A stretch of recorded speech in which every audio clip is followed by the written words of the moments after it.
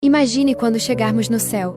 Ao atravessarmos os portais, os anjos cantam hinos de glória, enchendo o ambiente com uma música celestial. As ruas de ouro reluzem sob nossos pés, e ao nosso redor a árvore da vida, com seus magníficos frutos. Nunca mais haverá fome, dor ou morte. Seremos eternamente jovens. As crianças crescerão lá até atingir o padrão. O céu será um lugar de aprendizagem infinito. Estudaremos o mistério da criação e do amor de Deus. Nossos corpos serão perfeitos, sem cansaço ou doença. Passaremos 1000 anos lá.